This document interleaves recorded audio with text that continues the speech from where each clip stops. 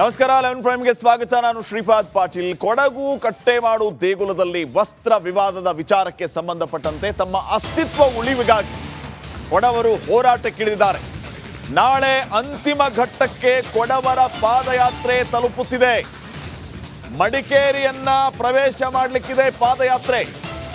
ಮಡಿಕೇರಿಯಲ್ಲಿ ಕೊಡವರು ಬೃಹತ್ ಸಮಾವೇಶಕ್ಕೂ ಕೂಡ ಸಿದ್ಧತೆ ಮಾಡಿಕೊಂಡಿದ್ದಾರೆ.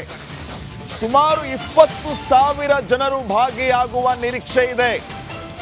ಸಮಾವೇಶಕ್ಕೆ ಈಗಾಗಲೇ ಬಿಗಿ ಪೊಲೀಸ್ ಬಂದೋಬಸ್ತ್ನ ವ್ಯವಸ್ಥೆಯನ್ನ ಮಾಡಲಾಗಿದೆ. ಬೆಳಿಗ್ಗೆಯಿಂದಾನೇ ಸಂಜೆವರೆಗೂ ಮದ್ಯ ಮಾರಾಟವನ್ನ ಕೂಡ ಬಂದ್ ಮಾಡಲಾಗಿದೆ. ವಸ್ತ್ರ ವಿವಾದದ ವಿಚಾರ ಈಗ ಈ ಹಂತವನ್ನ ತಲುಪಿರೋದು. ನಾಳೆ ಪಾದಯಾತ್ರೆಯನ್ನು ಕೂಡ ನಡೆಸಲಿಕ್ಕಿದ್ದಾರೆ. ಬೆಳಿಗ್ಗೆಯಿಂದ ಅಸ್ತಿತ್ವದ ಉಳಿವಿಗಾಗಿ ಕೊಡವರು ಈಗ ಹೋರಾಟವನ್ನ ಮಾಡ್ತಾ ಇರೋದು. ಈ ಹೋರಾಟ ಅಂತಿಮ ಘಟ್ಟವನ್ನ ತಲುಪ್ತಾ ಇದೆ. ನಾಳೆ ಬೃಹತ್ ಸಮಾವೇಶಕ್ಕೆ ಎಲ್ಲಾ ರೀತಿಯ ಸಿದ್ಧತೆಗಳಾಗಿದೆ. ಈ ಸಮಾವೇಶಕ್ಕೆ 20,000 ಜನ ಸೇರುವ 20,000 ಕೊಡವರು ಸೇರುವ ನಿರೀಕ್ಷೆ ಇದೆ. ಹೀಗಾಗಿ ಇದಕ್ಕೆ ಬೇಕಾದಂತ ಎಲ್ಲಾ ಸಿದ್ಧತೆಗಳು ಒಂದು ಕಡೆ ಆದ್ರೆ ಹೆಚ್ಚಿನ ಪೊಲೀಸರ ಭದ್ರತೆಯ ನಿಯೋಜನೆ ಕೂಡ ಈಗಾಗಲೇ ಆಗಿದೆ.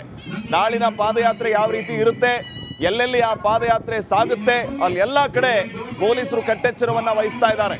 ಮತ್ತೊಂದು ಕಡೆ ಈ ಹಿಂದೆ ವಸ್ತ್ರ ವಿವಾದ ಯಾವ ಹಂತವನ್ನ ತಲುಪಿತ್ತು, ಅದು ಯಾವ್ಯಾವ ರೀತಿಯ ಚರ್ಚೆಗೆ ಕಾರಣ ಆಗಿತ್ತು, ಆ ಎಲ್ಲ ವಿಚಾರಗಳು ಈಗ ಪಾದಯಾತ್ರೆಯ ಮೂಲಕ ಕೊಡವರಿಂದ ಹೊರಹೊಮ್ತಾ ಇದೆ. ನಮ್ಮ ಸಂಘಟನೆ ಇದು ಕೊಡವಮೆ ಬಾಳೋ ಪಾದಯಾತ್ರೆ 2ನೇ ತಾರೀಕಿಗೆ ಕುಟ್ಟದಿಂದ ಹೊರಟು ಇವತ್ತು ವೀರಾಪೇಟೆ ದಾಟಿ ಇವತ್ತು ಬರ್ತಾ ಇದ್ದಾರೆ. ಈ ಕಡೆ ಮೇಕೇರಿ ಬಂದು ಮೇಕೇರಿಯಲ್ಲಿ ಹಾಲ್ಟ್ ಆಗ್ತದೆ ಸೇರುವಂಥದ್ದು. ಎಲ್ಲ ಸೇರುವಂಥದ್ದು ನಮಗೆ ಈಗಿನ ಪಾದಯಾತ್ರೆ, ನಮಗೆ ಜನರ ಸಹಕಾರ, ನಮಗೆ ಒಂದು ಸಪೋರ್ಟು ಯಾವ ರೀತಿ ಇದೆ ನೋಡಿದ್ರೆ ನಮಗೆ ಇಲ್ಲಿ ಸುಮಾರು ಒಂದು 30-35-40 ಸಾವಿರದಷ್ಟು ಜನ ಸೇರುವಂಥ ಒಂದು ವ್ಯವಸ್ಥೆ ಆಗ್ತಾ ಉಂಟು. ಇದು ಕೊಡವ ಸಮಾಜದಿಂದ ನಾವು ಇವಾಗ ಕೊಡವ ಸಮಾಜದ ಎಲ್ಲರ ಸಹಕಾರದಿಂದ ನಮ್ಮ ಮಡಿಕೇರಿ ಮತ್ತು ನಮ್ಮ ಅಕ್ಕಪಕ್ಕದ ಜನರು, ನಮಗೆ ಕೊಡುವ ನಗರ ಜನಾಂಗದವರು, ನಮಗೆ ಎಲ್ಲರಿಗೆ ಸೇರಿ ನಮಗೆ ಏನಾಗ್ತದೆ ಅಂದರೆ ನಮ್ಮ ಇಲ್ಲಿ ಅಲ್ಲಿಗೆ ಬಂದವರಿಗೆ ನಮ್ಮ ಚಿಕ್ಕಪೇಟೆ ಏನು ಹೇಳ್ತೇವೆ ನಾವು, ಆ ತಿಮ್ಮೆ ಸರ್ಕಲಲ್ಲಿ ಭವ್ಯವಾದೊಂದು ಸ್ವಾಗತ ಮಾಡಲಿಕ್ಕೆ ಮಾಡಿದ್ದೇವೆ. ದೊಡ್ಡಗೊಟ್ಟ ಪಾಟಾಗಿ ವಾಲಾಗಿ ಮತ್ತು ತಲೆಕೆ ಬೆಳಕು ಇದರಿಂದ ಮತ್ತು ಹೂವನ್ನು ಚೆಲ್ಲುವುದರ ಮೂಲಕ ಅವರನ್ನು ನಾವು ಸ್ವಾಗತ ಮಾಡ್ತೇವೆ ಮಡಿಕೇರಿಗೆ. ಮತ್ತು ಮ್ಯಾನ್ಸ್ ಕಾಂಪೌಂಡನ್ನು ನಾವು ಬಗ್ಗೆ ಇನ್ನಷ್ಟು ಮಾಹಿತಿಯನ್ನ ನೀಡ್ತಾರೆ ನಮ್ಮ ಪ್ರತಿನಿಧಿ ಅನು ಕಾರ್ಯಪ್ಪ. ಈಗ ಫೋನ್ ಸಂಪರ್ಕದಲ್ಲಿ. ಅನು ಕಾರ್ಯಪ್ಪ, ನಾಳೆ ಈ ಪಾದಯಾತ್ರೆ ಯಾವ ರೀತಿ ಇರುತ್ತೆ, ರೂಪುರೇಷೆ ಯಾವ ರೀತಿ ಇದೆ, ಏನೆಲ್ಲ ಸಿದ್ಧತೆಯನ್ನ ಮಾಡ್ಕೊಂಡಿದ್ದಾರೆ? ಶ್ರೀಪಾದ್, ಈ ಕೊಡವ ಜನಾಂಗದವರು ನಮ್ಮ ಅಸ್ತಿತ್ವದ ಉಳಿವಿಗಾಗಿ ಅಂತ ಹೇಳಿ ಒಂದು ಹೋರಾಟ ಅಂದ್ರೆ ಆ ಪಾದಯಾತ್ರೆ ಮೂಲಕ ಹೋರಾಟ ಆರಂಭಿಸಿದರು. ಫೆಬ್ರವರಿ 2ಕ್ಕೆ ಕೊಡಗಿನ ಗಡಿ ಭಾಗವಾದ ಕುಟ್ಟದಿಂದ ಆರಂಭವಾಗಿದ್ದು ಇದು 5 ದಿವಸವನ್ನು ಪೂರೈಸಿದೆ. ನಾಳೆ 6ನೇ ದಿವಸ. ಅಂದ್ರೆ 6ನೇ ದಿವಸ ಅಂದ್ರೆ ಅಂತಿಮ ಘಟ್ಟ ಇದು. ನಾಳೆ ಅಂದ್ರೆ ಮಡಿಕೇರಿಗೆ ಬಂದು ಪಾದಯಾತ್ರೆ ಸೇರುವಂತದ್ದು. ಅಂದ್ರೆ ಈಗಿನ ಒಂದು ಅಂದಾಜು ಪ್ರಕಾರ 20,000-30,000 ಜನ ಕೊಡವರು ಬಂದು ಇಲ್ಲಿ ಸೇರುವಂತ ನಿರೀಕ್ಷೆ ಇದೆ ಅಂತ ಹೇಳಿ ಅಂದಾಜಿಸಲಾಗಿದೆ. ಅದಕ್ಕಿರುವ ಎಲ್ಲ ವ್ಯವಸ್ಥೆಗಳು ಕೂಡ ಮಾಡಿಕೊಳ್ಳಲಾಗಿದೆ. ಅಂದ್ರೆ ಕೊಡಗಿನಲ್ಲಿ ಇರುವವರು ಮಾತ್ರ ಅಲ್ಲ, ಬೆಂಗಳೂರು, ಮೈಸೂರು ಸೇರಿದಂತೆ ರಾಜ್ಯದ ಬೇರೆ ಬೇರೆ ಕಡೆ ಇರುವಂತ ಎಲ್ಲಾ ಕೊಡವರು ಹೊರಟಿದ್ದಾರೆ ಈ ಪಾದಯಾತ್ರೆಯಲ್ಲಿ ಪಾಲ್ಗೊಳ್ಬೇಕಂತ ಹೇಳಿ. ನಾಳೆ ಎಲ್ಲ ಒಂದು ಸಮಾವೇಶಗೊಳ್ತಾ ಇದ್ದಾರೆ.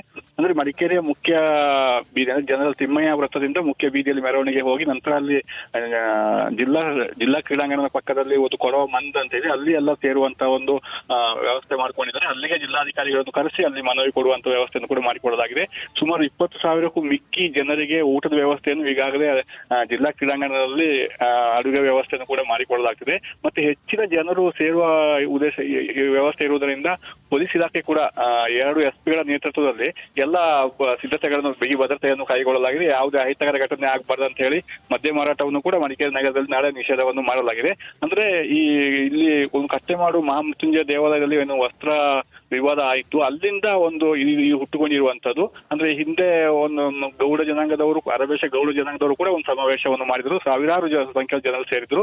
ಅದರಿಂದ ಇವರು ಕೂಡ ಒಂದು ಪಾದಯಾತ್ರೆ ಮೂಲಕ ಈ ಒಂದು ಯೋಜನೆಯನ್ನು ಇಟ್ಕೊಂಡಿರುವಂತ. ಅದೇ ರೀತಿ ಪಾದಯಾತ್ರೆ ನಾಳೆ ಅಂತಿಮ ಘಟ್ಟ ತಲುಪಿದ್ದು ನಾಳೆ ಸಾಕಷ್ಟು ಸಹಸ್ರ ಸಂಖ್ಯೆಯಲ್ಲಿ ಜನರು ಸೇರುವಂತ ನಿರೀಕ್ಷೆ ಇದೆ. ಶ್ರೀಪಾದ್, ಓಕೆ, ಥ್ಯಾಂಕ್ ಯು ಮಾಹಿತಿಗಾಗಿ ಅನು ಕಾರ್ಯಪ್ಪ. ನಮಸ್ಕಾರ, 11 ಪ್ರೈಮ್ಗೆ ಸ್ವಾಗತ. ನಾನು ಶ್ರೀಪಾದ್ ಪಾಟೀಲ್. ಕೊಡಗು ಕಟ್ಟೆಮಾಡು ದೇಗುಲದಲ್ಲಿ ವಸ್ತ್ರ ವಿವಾದದ ವಿಚಾರಕ್ಕೆ ಸಂಬಂಧಪಟ್ಟಂತೆ ತಮ್ಮ ಅಸ್ತಿತ್ವ ಉಳಿವಿಗಾಗಿ ಕೊಡವರು ಹೋರಾಟಕ್ಕಿಳಿದಿದ್ದಾರೆ. ನಾಳೆ ಅಂತಿಮ ಘಟ್ಟಕ್ಕೆ ಕೊಡವರ ಪಾದಯಾತ್ರೆ ತಲುಪುತ್ತಿದೆ. ಮಡಿಕೇರಿಯನ್ನ ಪ್ರವೇಶ ಮಾಡಲಿಕ್ಕಿದೆ ಪಾದಯಾತ್ರೆ. ಮಡಿಕೇರಿಯಲ್ಲಿ ಕೊಡವರು ಬೃಹತ್ ಸಮಾವೇಶಕ್ಕೂ ಕೂಡ ಸಿದ್ಧತೆ ಮಾಡಿಕೊಂಡಿದ್ದಾರೆ. ಸುಮಾರು 20,000 ಜನರು ಭಾಗಿಯಾಗುವ ನಿರೀಕ್ಷೆ ಇದೆ. ಸಮಾವೇಶಕ್ಕೆ ಈಗಾಗಲೇ ಬಿಗಿ ಪೊಲೀಸ್ ಬಂದೋಬಸ್ತ್ನ ವ್ಯವಸ್ಥೆಯನ್ನ ಮಾಡಲಾಗಿದೆ. ಬೆಳಿಗ್ಗೆಯಿಂದಾನೇ ಸಂಜೆವರೆಗೂ ಮದ್ಯ ಮಾರಾಟವನ್ನ ಕೂಡ ಬಂದ್ ಮಾಡಲಾಗಿದೆ. ವಸ್ತ್ರ ವಿವಾದದ ವಿಚಾರ ಈಗ ಈ ಹಂತವನ್ನ ತಲುಪಿರೋದು. ನಾಳೆ ಪಾದಯಾತ್ರೆಯನ್ನು ಕೂಡ ನಡೆಸಲಿಕ್ಕಿದ್ದಾರೆ. ಬೆಳಿಗ್ಗೆಯಿಂದ ಅಸ್ತಿತ್ವದ ಉಳಿವಿಗಾಗಿ ಕೊಡವರು ಈಗ ಹೋರಾಟವನ್ನ ಮಾಡ್ತಾ ಇರೋದು. ಈ ಹೋರಾಟ ಅಂತಿಮ ಘಟ್ಟವನ್ನ ತಲುಪ್ತಾ ಇದೆ. ನಾಳೆ ಬೃಹತ್ ಸಮಾವೇಶಕ್ಕೆ ಎಲ್ಲಾ ರೀತಿಯ ಸಿದ್ಧತೆಗಳಾಗಿದೆ. ಈ ಸಮಾವೇಶಕ್ಕೆ 20,000 ಜನ ಸೇರುವ 20,000 ಕೊಡವರು ಸೇರುವ ನಿರೀಕ್ಷೆ ಇದೆ. ಹೀಗಾಗಿ ಇದಕ್ಕೆ ಬೇಕಾದಂತ ಎಲ್ಲ ಸಿದ್ಧತೆಗಳು ಒಂದು ಕಡೆ ಆದರೆ ಹೆಚ್ಚಿನ ಪೊಲೀಸರ ಭದ್ರತೆಯ ನಿಯೋಜನೆ ಕೂಡ ಈಗಾಗಲೇ ಆಗಿದೆ. ನಾಳಿನ ಪಾದಯಾತ್ರೆ ಯಾವ ರೀತಿ ಇರುತ್ತೆ, ಎಲ್ಲೆಲ್ಲಿ ಆ ಪಾದಯಾತ್ರೆ ಸಾಗುತ್ತೆ, ಅಲ್ಲಿ ಎಲ್ಲ ಕಡೆ ಪೊಲೀಸರು ಕಟ್ಟೆಚ್ಚರವನ್ನ ವಹಿಸ್ತಾ ಇದ್ದಾರೆ. ಮತ್ತೊಂದು ಕಡೆ ಈ ಹಿಂದೆ ವಸ್ತ್ರ ವಿವಾದ ಯಾವ ಹಂತವನ್ನ ತಲುಪಿತ್ತು, ಅದು ಯಾವ್ಯಾವ ರೀತಿಯ ಚರ್ಚೆಗೆ ಕಾರಣ ಆಗಿತ್ತು, ಆ ಎಲ್ಲ ವಿಚಾರಗಳು ಈಗ ಪಾದಯಾತ್ರೆಯ ಮೂಲಕ ಕೊಡವರಿಂದ ಹೊರಹೊಮ್ಮತಾ ಇದೆ. ನಮ್ಮ ಸಂಘಟನೆ ಇದು ಕೊಡವಮೆ ಬಾಳೋ ಪಾದಯಾತ್ರೆ 2ನೇ ತಾರೀಕಿಗೆ ಕುಟ್ಟದಿಂದ ಹೊರಟು ಇವತ್ತು ಯೂರಾಪೇಟೆ ದಾಟಿ ಇವತ್ತು ಬರ್ತಾ ಇದ್ದಾರೆ. ಈ ಕಡೆ ಮೇಕೇರಿ ಬಂದು ಮೇಕೇರಿಯಲ್ಲಿ ಹಾಲ್ಟ್ ಆಗ್ತದೆ ಸೇರುವಂಥದ್ದು. ಜನ ಸೇರುವಂಥದ್ದು ನಮಗೆ ಈಗಿನ ಪಾದಯಾತ್ರೆ ನಮಗೆ ಜನರ ಸಹಕಾರ, ನಮಗೆ ಒಂದು ಸಪೋರ್ಟು ಯಾವ ರೀತಿ ಇದೆ ನೋಡಿದ್ರೆ ನಮಗೆ ಇಲ್ಲಿ ಸುಮಾರು ಒಂದು 30-35 ಸಾವಿರದಷ್ಟು ಜನ ಸೇರುವಂಥ ಒಂದು ವ್ಯವಸ್ಥೆ ಆಗ್ತಾ ಉಂಟು. ಇದು ಕೊಡವ ಸಮಾಜದಿಂದ ನಾವು ಇವಾಗ ಕೊಡವ ಸಮಾಜದ ಎಲ್ಲರ ಸಹಕಾರದಿಂದ ನಮ್ಮ ಮಡಿಕೇರಿ ಮತ್ತು ನಮ್ಮ ಅಕ್ಕಪಕ್ಕದ ಜನರು, ನಮಗೆ ಕೊಡುವ ನಗರ ಜನಾಂಗದವರು, ನಮಗೆ ಎಲ್ಲರಿಗೆ ಸೇರಿ ನಮಗೆ ಏನಾಗ್ತದೆ ಅಂದರೆ ಇಲ್ಲಿ ಅಲ್ಲಿಗೆ ಬಂದವರಿಗೆ ನಮ್ಮ ಚಿಕ್ಕಪೇಟೆ ಏನು ಹೇಳ್ತೇವೆ ನಾವು, ಆ ತಿಮ್ಮೆಯ ಸರ್ಕಲಲ್ಲಿ ಭವ್ಯವಾದೊಂದು ಸ್ವಾಗತ ಮಾಡಲಿಕ್ಕೆ ಮಾಡಿದ್ದೇವೆ. ದೊಡ್ಡಗೊಟ್ಟ ಪಾಟಾಗಿ ವಾಲಗಾಗಿ ಮತ್ತು ತಲೆಕೆ ಬೆಳಕು ಇದರಿಂದ ಮತ್ತು ಹೂವನ್ನು ಚೆಲ್ಲುವುದರ ಮೂಲಕ ಅವರನ್ನು ನಾವು ಸ್ವಾಗತ ಮಾಡ್ತೇವೆ ಮಡಿಕೇರಿಗೆ. ಮತ್ತು ಮ್ಯಾನ್ಸ್ ಕಾಂಪೌಂಡನ್ನು ನಾವು ಬಗ್ಗೆ ಇನ್ನಷ್ಟು ಮಾಹಿತಿಯನ್ನ ನೀಡ್ತಾರೆ ನಮ್ಮ ಪ್ರತಿನಿಧಿ ಅನು ಕಾರ್ಯಪ್ಪ. ಈಗ ಫೋನ್ ಸಂಪರ್ಕದಲ್ಲಿ. ಅನು ಕಾರ್ಯಪ್ಪ, ನಾಳೆ ಈ ಪಾದಯಾತ್ರೆ ಯಾವ ರೀತಿ ಇರುತ್ತೆ, ರೂಪುರೇಷೆ ಯಾವ ರೀತಿ ಇದೆ, ಏನೆಲ್ಲ ಸಿದ್ಧತೆಯನ್ನ ಮಾಡ್ಕೊಂಡಿದ್ದಾರೆ? ಶ್ರೀಪಾದ್, ಈ ಕೊಡವ ಜನಾಂಗದವರು ಅಸ್ತಿತ್ವದ ಉಳಿವಿಗಾಗಿ ಅಂತ ಹೇಳಿ ಒಂದು ಹೋರಾಟ ಅಂದ್ರೆ ಆ ಪಾದಯಾತ್ರೆ ಮೂಲಕ ಹೋರಾಟ ಆರಂಭಿಸಿದರು. ಫೆಬ್ರವರಿ 2ಕ್ಕೆ ಕೊಡಗಿನ ಗಡಿ ಭಾಗವಾದ ಕುಟ್ಟದಿಂದ ಆರಂಭವಾಗಿದ್ದು ಇದು 5 ದಿವಸವನ್ನು ಪೂರೈಸಿದೆ. ನಾಳೆ 6ನೇ ದಿವಸ. ಅಂದ್ರೆ 6ನೇ ದಿವಸ ಅಂದ್ರೆ ಅಂತಿಮ ಘಟ್ಟ ಇದು. ನಾಳೆ ಅಂದ್ರೆ ಮಡಿಕೇರಿಗೆ ಬಂದು ಪಾದಯಾತ್ರೆ ಸೇರುವಂತಹದ್ದು. ಅಂದ್ರೆ ಈಗಿನ ಒಂದು ಅಂದಾಜು ಪ್ರಕಾರ 20,000 ರಿಂದ 30,000 ಜನ ಕೊಡವರು ಬಂದು ಇಲ್ಲಿ ಸೇರುವಂತ ನಿರೀಕ್ಷೆ ಇದೆ ಅಂತ ಹೇಳಿ ಅಂದಾಜಿಸಲಾಗಿದೆ. ಅದಕ್ಕಿರುವ ಎಲ್ಲ ವ್ಯವಸ್ಥೆಗಳು ಕೂಡ ಮಾಡಿಕೊಳ್ಳಲಾಗಿದೆ. ಅಂದ್ರೆ ಈ ಕೊಡಗಿನಲ್ಲಿ ಇರುವವರು ಮಾತ್ರ ಅಲ್ಲ, ಬೆಂಗಳೂರು, ಮೈಸೂರು ಸೇರಿದಂತೆ ರಾಜ್ಯದ ಬೇರೆ ಬೇರೆ ಕಡೆ ಇರುವಂತ ಎಲ್ಲಾ ಕೊಡವರು ಹೊರಟಿದ್ದಾರೆ ಈ ಪಾದಯಾತ್ರೆಯಲ್ಲಿ ಪಾಲ್ಗೊಳ್ಬೇಕಂತ ಹೇಳಿ. ನಾಳೆ ಎಲ್ಲ ಒಂದು ಸಮಾವೇಶಗೊಳ್ತಾ ಇದ್ದಾರೆ. ಅಂದ್ರೆ ಮಡಿಕೇರಿಯ ಮುಖ್ಯ ಬೀದಿ ಜನರಲ್ ತಿಮ್ಮಯ್ಯ ವೃತ್ತದಿಂದ ಮುಖ್ಯ ಬೀದಿಯಲ್ಲಿ ಮೆರವಣಿಗೆ ಹೋಗಿ ನಂತರ ಅಲ್ಲಿ ಜಿಲ್ಲಾ ಕ್ರೀಡಾಂಗಣದ ಪಕ್ಕದಲ್ಲಿ ಒಂದು ಕೊಡವ ಮಂದ್ ಅಂತ ಹೇಳಿ ಅಲ್ಲಿ ಎಲ್ಲ ಸೇರುವಂತ ಒಂದು ವ್ಯವಸ್ಥೆ ಮಾಡ್ಕೊಂಡಿದ್ದಾರೆ. ಅಲ್ಲಿಗೆ ಜಿಲ್ಲಾಧಿಕಾರಿಗಳನ್ನು ಕರೆಸಿ ಅಲ್ಲಿ ಮನವಿ ಕೊಡುವಂತ ವ್ಯವಸ್ಥೆಯನ್ನು ಕೂಡ ಮಾಡಿಕೊಳ್ಳಲಾಗಿದೆ.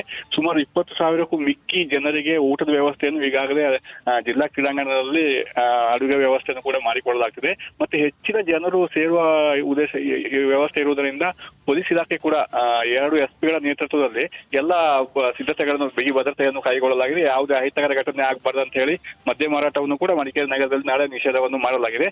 ಅಂದ್ರೆ ಇಲ್ಲಿ ಒಂದು ಕಟ್ಟೆಮಾಡು ಮಹಾಮೃತ್ಯುಂಜಯ ದೇವಾಲಯದಲ್ಲಿ ಏನು ವಸ್ತ್ರ ವಿವಾದ ಆಯಿತು, ಅಲ್ಲಿಂದ ಒಂದು ಹುಟ್ಟುಕೊಂಡಿರುವಂತದ್ದು. ಅಂದ್ರೆ ಹಿಂದೆ ಒಂದು ಗೌಡ ಜನಾಂಗದವರು, ಅರಬೇಶ ಗೌಡ ಜನಾಂಗದವರು ಕೂಡ ಒಂದು ಸಮಾವೇಶವನ್ನು ಮಾಡಿದ್ರು. ಸಾವಿರಾರು ಸಂಖ್ಯೆಯ ಜನರು ಸೇರಿದ್ರು.